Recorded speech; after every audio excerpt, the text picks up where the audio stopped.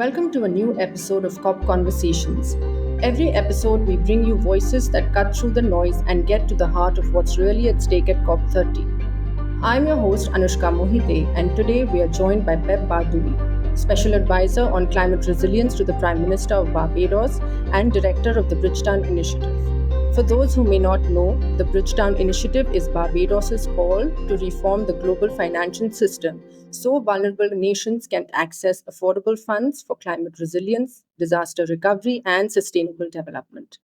With COP29 putting $300 billion on the table and developing nations now looking for clarity on a $1.3 trillion roadmap at COP30, the big question is, can the world's financial system actually deliver? Pep helps us unpack that. Welcome to the podcast, Pep. Thank you so much, Anushka. It's great to be here. So, Pep, I wanted to start, at the very beginning with your own story. You have trained as an engineer, and then almost by chance, you found yourself working in the climate and environment space. You have described it as not as a career, but as a journey. So, can you tell us a bit more of what that journey has looked like for you and how it shapes the way that you approach climate finance today? Yeah, it's one of the hardest questions to answer, actually. For me, the journey at the highest level has looked like me following what at the time felt right, based on my passion, what I really care about from a substantive perspective, but also opportunities that have sort of landed on my plate because I've been lucky enough to meet incredibly passionate and committed people who have trusted me to do that work. So at the highest level, it's been that, but it's really involved working in the private sector. I was with McKinsey and Company for about 7 years, where I served clients in the energy space, in the mining space, in government, and in the NGO sectors. But it's also involved working in the public sector, both multilateral development banks and governments. I was a young professional at the World Bank many moons ago, then an investment officer at the International Finance Corporation, and then worked much more on the advisory side at IFC, looking to develop and unlock commercially viable, scalable investments in energy access in deep rural areas. And then finally, on the government side, in addition, obviously, to working in Barbados, I spent 2 years setting up and leading the Climate Resilience Execution Agency for Dominica, which is my country of birth, following the passage of Hurricane Maria, which some people may recall was a devastating Category 5 storm that wiped out 226% of the country's GDP overnight. And our mandate was to build the world's first climate resilient nation at a time when, frankly, the country was on its knees. So, broadly speaking, that's allowed me to work both with the forest and the trees to see the big picture, but also to really get into the weeds of what it takes to implement, to work at the intersection of policy and practice. So how do we tell a story, but how do we actually do the doing? And then finally, particularly because of my time at McKinsey, to work both in developing and much more industrialized countries. So to see what's working in both of those environments and really bring the two together. That's really powerful, and I think that's the reason why someone like you is needed to unlock the climate finance. Your unique perspective is very much needed. The focus of COP30 will be on the $1.3 trillion Baku-to-Belem roadmap. It was.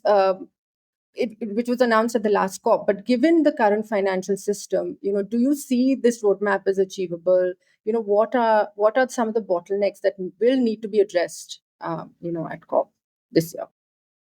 Yeah, I think it's a very fair question. Now, I like to see myself as an optimist. So I think the answer is yes, it has to be achievable. But let's break that down a little bit. And when we talk about financing, I think it's helpful to become a little bit more granular. There are pots of money that are very constrained in the public space, particularly when it comes to overseas development assistance, when it comes to grant financing. We know very realistically that we're operating in an incredibly challenging environment. So let's put that to the side for a second. But I also think that if we look in the broader public space at the resources that are available currently through the multilateral development banks that have tremendous potential to leverage, but also the resources that they could further unlock, we can find financing there. The Inter-American Development Bank and the Asian Development Bank have implemented the capital adequacy framework recommendations and unlocked something like, 50, $60 billion in additional lending. The World Bank did the same by reducing their equity to loan ratio from 19 to 18%. Sorry to get into the technical details, which over 10 years unlocks a further $30 billion. Is that enough? No, but that's an additional 100 billion that we shouldn't just neglect. So that's on the public side. We definitely need much more on the public side. And again, we have to look at how do we do further reductions potentially in the in the equity to loan ratio from an 18 to 17%, because that would create even more lending headroom. Outside of that, I think let's not ignore that the private sector has a huge amount of resources. Let's just take the insurance industry as an example. They sit on $40 trillion in assets. Those assets are invested globally. Currently, only 2% of the assets are invested in emerging markets and developing economies. You can run the numbers, right? If we went from 2% to 10% of 40 trillion, several, tens of billions of dollars that could go into resilient infrastructure. And why would that be interesting to the insurance industry? Well, because if you enhance resilience, you actually reduce the risks and therefore the payouts. And they also look for diversified portfolios. So how do we make this work for an industry that actually needs, additional ways to invest?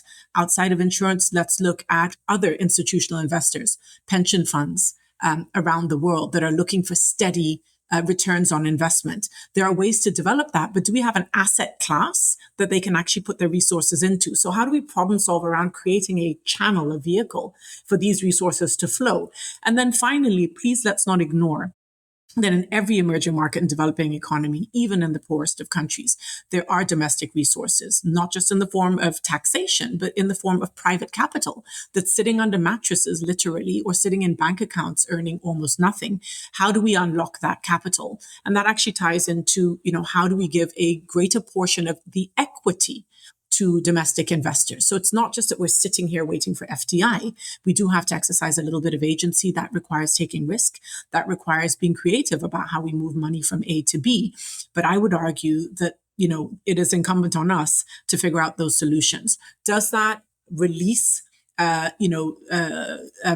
that have decided to pull back from looking for opportunities? It doesn't.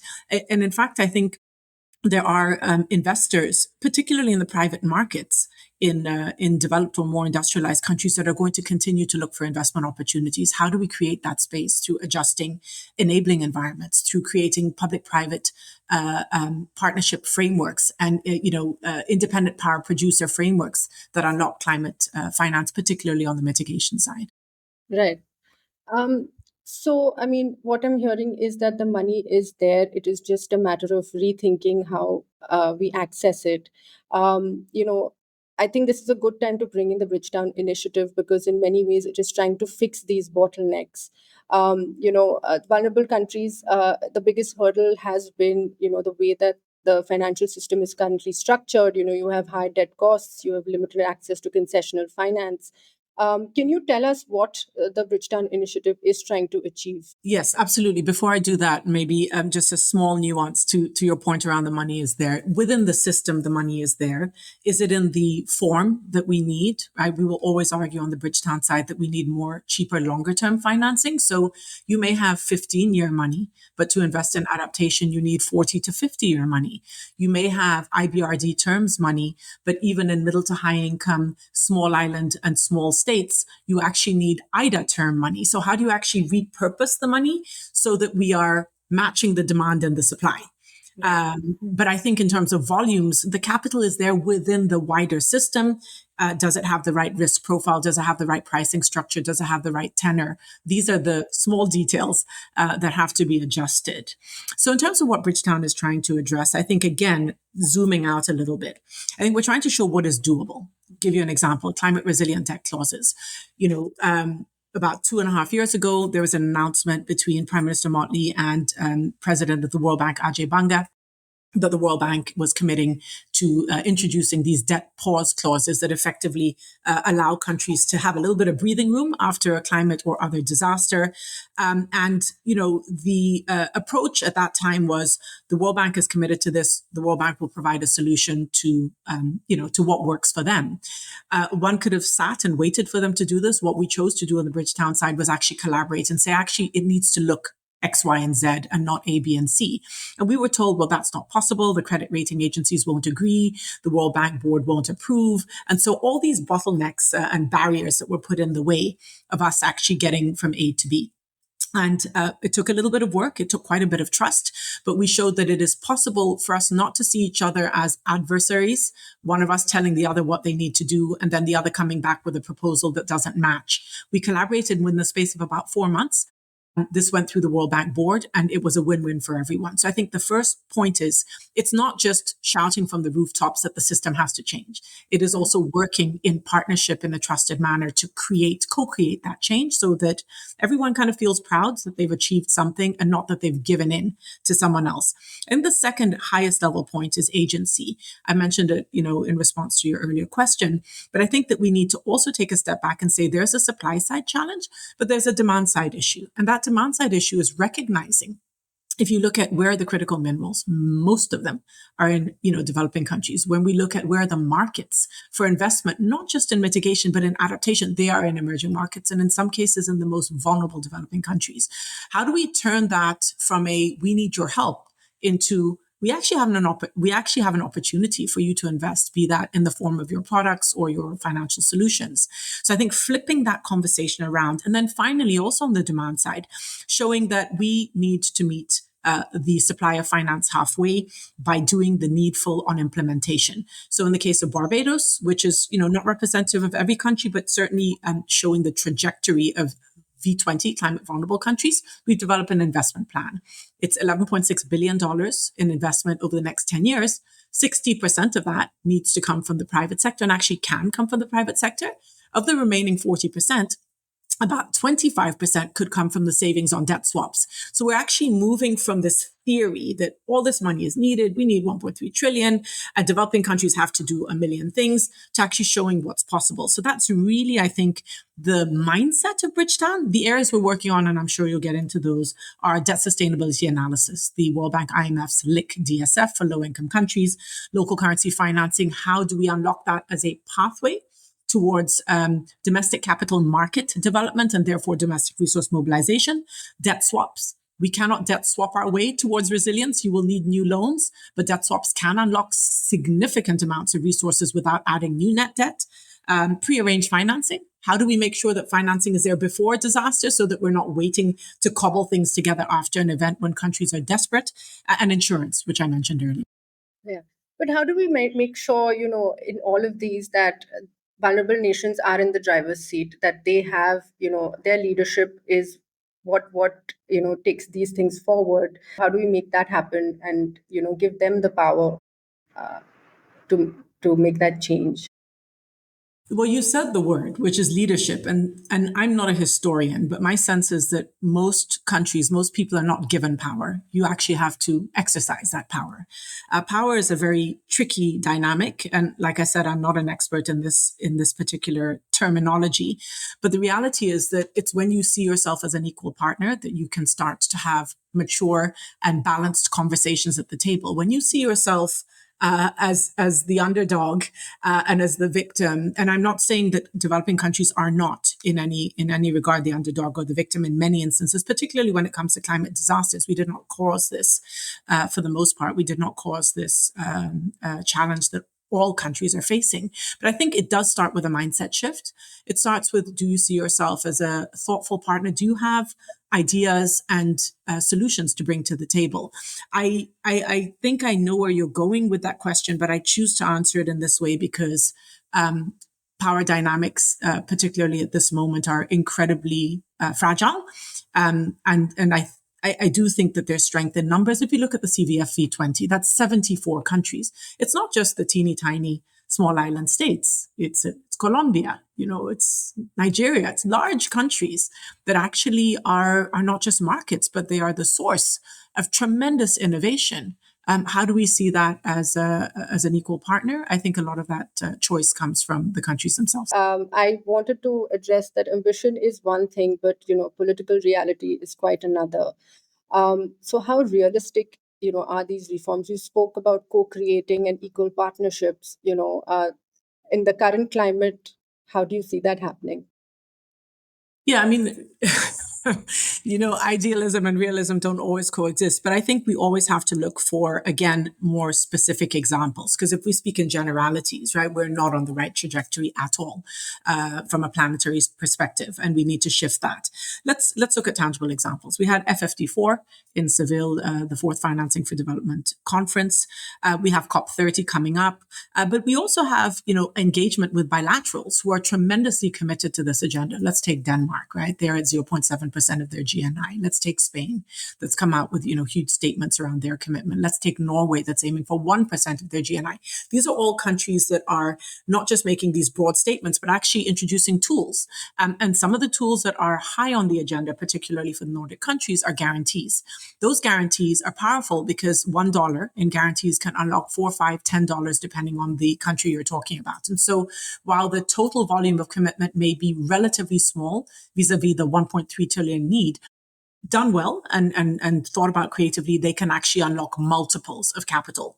So I'm unwaveringly optimistic because I see that in the big, dust storm that we find ourselves in what feels like a tempting confusion to say this is just not possible. There are so many positive lights, and those lights are not just in our global north country partners. Look at the investment in renewables. China is not slowing down. Numbers have gone, from 2024 to 2025 in a positive direction, an additional 10% total investment in the renewable space.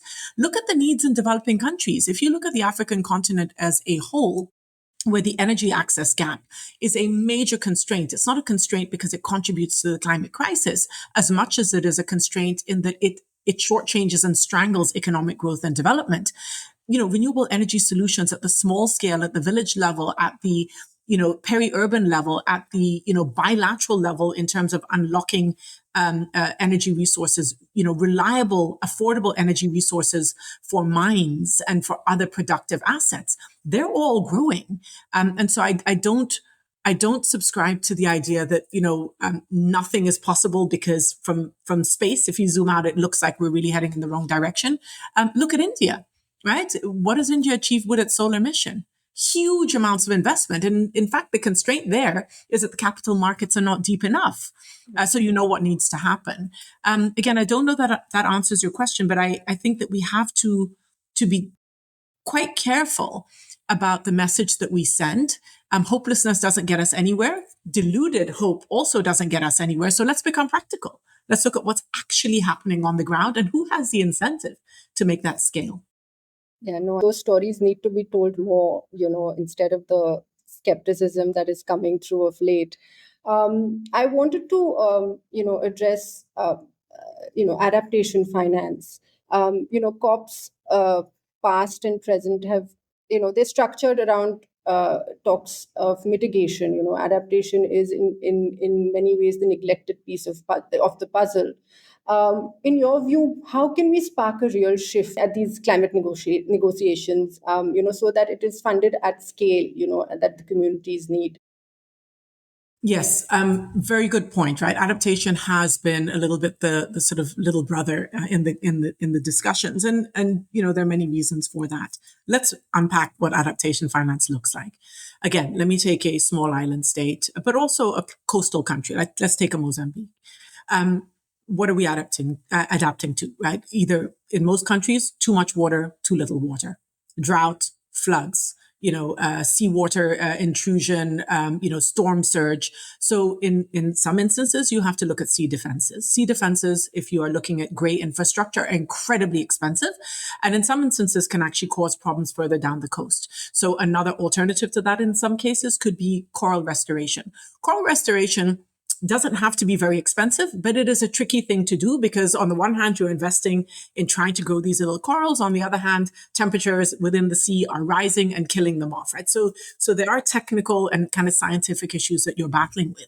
But most countries that choose to take a gray infrastructure are going to need those 30, 40, 50-year loans to allow the public sector to actually absorb the costs. But they also need to think creatively about how do you turn that costly public infrastructure in something that has a revenue stream.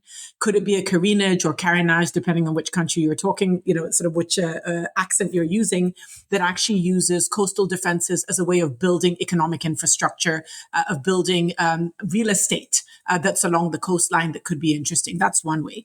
In other instances, we're looking at water losses. Many countries, small islands, many developing countries have 30, 40, 50, 60% of their water being lost through old water mains.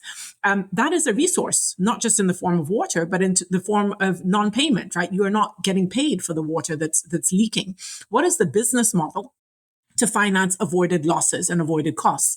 That's another way of thinking about governments should not have to borrow for the full amount of mains replacement. We also have to think about how the savings can repay the loans. Let's look at housing. In most instances, look at Dominica. 85, 90% of homes were destroyed. They lost their roofs. Are there ways of doing home refinancing so that you bring in a low-cost loan for a home owner that doesn't have to hit the government's balance sheet? If that's made affordable, and if on top of that you put a solar water heater and solar panels that then allow you to take solar panels and sell power to the grid, all of a sudden you're paying that back. That doesn't have to be public finance. Most homes are privately owned. So again, let's unpack what adaptation finance is. Agriculture. We're talking about drought-resistant crops. We're talking about slope stabilization. How do you make that affordable for farmers so it's not just the government having to take out loans to pass on to other people? There are ways that are proven. There are many parts of the adaptation equation that will have to be covered by public finance. But how do we not become complacent in saying that all adaptation finance has to be borne by the public sector? If we take that model, if we take that approach, it's simply not going to be possible. That does not mean that for those 30, 40, 50-year loans, we don't need to push the multilateral development banks, bilateral lenders and others to think very creatively about bringing costs down. Again, I'm not letting anyone off the hook. I'm just saying that the equation has multiple ways of being solved. And if we assume that it is all public finance, we are going to have a huge shortfall for the foreseeable future. So then let's talk about private finance. That is the elephant in the room in many ways. I'm reminded of, I think it was COP28, if I'm not mistaken, when John Kerry sort of announced to the world that, the governments don't have the money. So you have to essentially rely on private finance. How much of that should realistically, how much of private finance should realistically, be part of that climate finance pie? How do we keep profit motives from overshadowing, national resilience needs? Yeah, I mean, those are two very distinct questions. So if you look at the International High Level Expert Group report, they'll say about 50% of the financing needs to come from the private sector. I think there's a difference between needing to come from the private sector because there's not sufficient public finance and being able to come from the private sector because it matches private sector motives. I think there's a spectrum of private entities. There are those that are pure profit motive. There are those that are, double bottom line. They're willing to take a little bit more risk. They're willing to have, co-benefits on the environmental or social side. And then there are private actors. Let's look at philanthropy. Let's look at other players in the broad private space that are actually there to help unlock commercial, let's call it. So in the private space, let's call it commercial and less commercial or non-commercial financing. The private sector in the pure commercial space is never going to come to the table with cheap money unless its risk profile is very, very low, right? They're not going to come in and look for a 3% return or 4% return if the risk profile is high. And within that, kind of private space, again, let's not forget there are institutional investors that have different return interests, right? There are some who are looking for the steady 3, 4, 5%. There are others who are looking for a double-digit return. So again, sorry to bore you with the word segmentation, but I think we do have to be thoughtful about that. So I don't think that we should expect private capital that's looking for high levels of return to be part of, let's call it, the capital stack in certain types of investment. I think this is where government has at least two roles. The first is to create, again, there's always supply side and demand side, to create the enabling environment that removes, as far as possible, the risks that the private sector is either not willing to take or will take and then make you pay for, right? So let's take energy. If there isn't, as I mentioned earlier, a strong public-private partnership framework, if there isn't a strong independent power producer power purchase agreement in place, then the private sector will ask you for guarantees. And one way or the other, you either pay for the guarantee or you pass the cost on to the consumer in the form of elevated tariffs. The private sector is always going to do what the private sector needs to do. Question is, how does government exercise a role that helps to bring down some of those costs and therefore some of those risks and therefore some of those returns that are expected? The second thing is that in many of these spaces, water, energy, infrastructure, be that transport, roads, electric mobility, these are regulated sectors. The government has the right to explain to the private sector that there's only a certain rate of return that they can expect. So I think, again, this brings me back to my point around agency. The private sector is not operating in a vacuum, or at least shouldn't be in most countries. It needs to be guided. And this is where having clear investment plans, having clear laws and policies and regulatory frameworks, having consistency in terms of the government doing what it said it's going to do, helps the private sector to get comfort and adjust, therefore, their risk return expectations. Right. So numbers play a very important part, showing that this works. You've also said that resilience needs to show up in the numbers. So how can countries actually measure resilience, and how should big players like the IMF and the World Bank help? Right. There are a number of ways of measuring resilience. There are, if you look at the Climate Bonds Initiative, right, they have a typology that goes through every possible sector and kind of breaks down the categories and the indicators that can be followed. If you look at this huge scaling up of sustainability linked loans and bonds, so sustainability linked finance, SLF as we call it, there is an incredibly powerful and growing body of knowledge around indicators. So I think, one can reinvent the wheel on indicators, or one can look at the typologies that are being used through existing bodies. And that includes the multilateral development banks, by the way, IDB, IFC. They're all doing a huge amount of lending in the SLF space. So I think that's a starting point. On the other hand, if we look at the IMF World Bank debt sustainability analysis and what actually goes into it, I think there is much more room to broaden how investments in resilience, be that in, housing, or as I mentioned earlier, in coastal infrastructure or in nature, mangrove protection, coastal coral reef restoration, coastal defenses, etc., how those are actually factored in to the equations that measure downside risk reduction in terms of, potential reduction in losses of GDP, but also potential for growth. So how does this actually contribute to your GDP?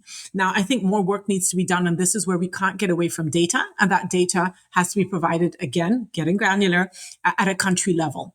And this, again, is where countries, governments, particularly those in the global south, but others as well, have the opportunity to start to apply some of those measures in their countries and provide data that actually shows evidence. When you invest in, I'm making this up, when you invest in mangrove protection in certain ways, with a whole bunch of constraints around it, this is a potential contribution to GDP growth, be that in the form of, we have mangroves protected, we have more areas for fish, to live, and that creates more opportunities for fisher folk, and therefore that contributes to GDP, right? There are ways to do that. Again, I'm not an expert in indicators, but I do think that this is where we have to become quite granular on the data front, and that data has to be forthcoming. We can't sit and wait for someone to ask for it. Let's start to generate it. And that happens when you start to do what you say you're going to do. It does require, I think, partnership with academia to sort of pull those numbers together. But I think we have to move away from, wide statements that don't have strong underpinnings and start to bring those numbers to the table. Right. So you spoke previously also about the debt pause, and the truth is that even while we speak about climate action, debt keeps piling up for vulnerable nations, especially. How can climate finance be designed to not create new debt burdens for developing nations? I'm not sure it can. And I think that is because of the way we look at debt.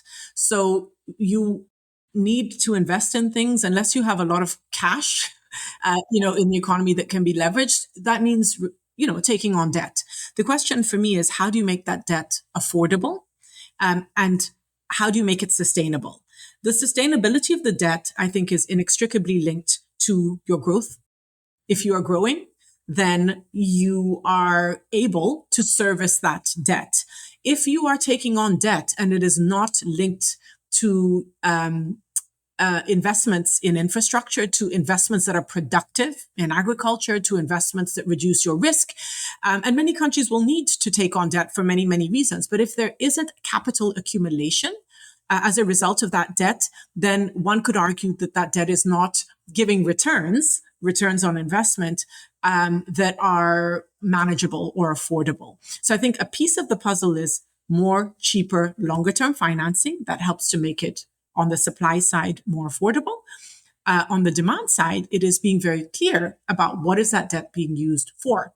And making sure, again, that we're putting that into as much as possible productive assets that have a return. Now, I also think that we have to reframe how debt is treated, again, within the IMF World Bank debt sustainability analysis. There's this magic threshold of 60%. If you're above 60% and you're under an IMF program, that's really not ideal. Why do we have that number 60%? In some of our very small economies, a small amount of debt has a huge positive impact because these are tiny economies where the return on a dollar is just visible across the economy. So how do we not treat that number as some sort of magic, magic line that you can't cross? And how do we think about the purpose of the debt? And again, in environments in countries that are hugely susceptible to downside risk, take that 226% of GDP loss, a country like Dominica. How much investment would it have taken to avoid 226% of GDP in losses? So I think we have to reframe how we're looking at debt. Now, that does not mean that countries that are highly indebted and that are sinking under the burden of debt and have more debt service than they have investments in health and education and in social welfare. It doesn't mean that they do not need to be treated differently. There's, I think, a time and a place for debt restructuring. I think there's a time and a place for refinancing, which is the case for debt swaps. Some instances, you have countries that have expensive debt from the commercial markets that can be refinanced at better terms. In some cases, you have debt that's due. There's a bullet payment that's due right now. Adjusting that for another 10 years gives you more breathing room. So I think we, again, have to be a little bit more thoughtful in how we treat debt. But in many cases, I don't think the debt itself is going to be unavoidable in the future, right? I think we will need more resources. How do we use those resources is a key question. And at what cost do they come? Right. So I just wanted to end by focusing now on COP30. The agenda is going to be very crowded. We are expecting Brazil to spotlight deforestation and energy transition. How does SIDS make sure their priorities on adaptation and resilience doesn't get sidelined? Barbados, along with a number of other countries, including the Marshall Islands, that are smaller than many of the other countries that are in the spotlight, have had the opportunity to participate in the Circle of Finance Ministers, which the Brazilian COP30 presidency has convened. There have been a number of meetings and quite a few opportunities for us to provide input into the document that will feed into the Baku-to-Belem roadmap. So I really must commend the Brazilian government and Brazilian COP30 presidency in trying to get a well-rounded perspective, both of the needs, but also the solutions that make sense for small island states. I think the key message for me to kind of the COP30 process is the following. Adaptation is critical for SIDS. And again, that's a more cheaper, longer term financing, and we can't get away from that. So it's great to see adaptation on the agenda. I think the second thing is that for SIDS, when we think about this terminology that's gaining quite a bit of momentum around country platforms, we have a different set of challenges. So having a country platform that's related to scaling, renewable energy, offshore wind, for instance, or a country platform that's related to other infrastructure investment is one thing. But for our small economies, our very small governments, in many instances, are very capacity constrained governments. We need a whole of government approach that is not trying to carve out one sector or the other. If we have challenges in delivering our renewable energy infrastructure, we also have challenges in health. We also have challenges in, reform in some instances of our education system. So how do we not now much as I've been speaking for the past half an hour about the importance of becoming granular and specific, how do we not become too specific when for small economies, countries of 50, 100, 200, 300,000 people, a million people, you actually have to do everything across all countries. So how do we not lose the forest? Because we're focusing on the trees. And then I think the last piece is that for many small island developing states, our sort of income profile is middle to high, right? So middle to high income, why? Because the numerator and the denominator are both very small. But a denominator of a country with 50,000 people, all of a sudden your per capita GDP looks pretty high. And those are the countries where you face huge costs of investment, because you're far from the next market and therefore there isn't really much. So my third point on SIDS is that while SIDS in some instances, if you look at those in the Caribbean, are considered middle to high income, that is in large part because the denominator is extremely small. We have very small populations, and therefore on a per capita basis, all of a sudden your numbers look high. That, I think, hides the fact that the investment that you need to make on a per capita basis is probably much higher than your per capita income. So I think we need to think about small island developing states on the basis of vulnerability, and therefore the access that we have to concessional finance cannot only be constrained because per capita GNI or GDP is high. I think it needs to factor in vulnerability. And therefore, the treatment of concessional lending for small island states, particularly those that are hugely vulnerable, has to be a little bit more open-minded, while we in no way want to take away from the pie that goes to the least developed countries that are very vulnerable from an economic, social development perspective. We can't leave out small island states because they look like they're richer, because the challenges that we face are in many instances on the ground much greater than people expect. Right. So just my last question then, Pep. We have been seeing that numbers and, those have been grabbing the headlines more than anything else that happens at COP. Last year it was the 300 billion number. What would you personally count as a successful outcome on finance at COP? For me, success is always two things. And that's why I kind of, mentioned at the beginning that I think there's no way of getting around policy and practice. So I think the commitment is one thing, but we have a history of commitments to things that have not materialized. So signaling commitment, signaling seriousness around finance, and again, becoming very specific about where that financing is going to come from and why it's interesting for providers of finance and how to make it more interesting for those who are sitting on the margins is key. However, I also think that the delivery of that finance is hugely important. And this is where, for me, COP30 doesn't end in Belem. It doesn't end in the middle of November after the adaptation days. I think it ends much further down the path. And so success for me would be the Brazilian COP presidency taking the time and frankly, it does require an awful lot of effort, and they have done a tremendous job up until now, to handhold those entities that have promised to commit, and almost hold feet to the fire that commitment translates into delivery. Great. Pep, thank you so much for those insights. What you've laid out is a reminder that climate finance is about numbers, but it is also about rewriting the rules so vulnerable nations can adapt quickly to climate realities. As we head into COP30, the world will be watching to see whether leaders can match ambition with action. Thank you for listening. Stay tuned for more COP conversation.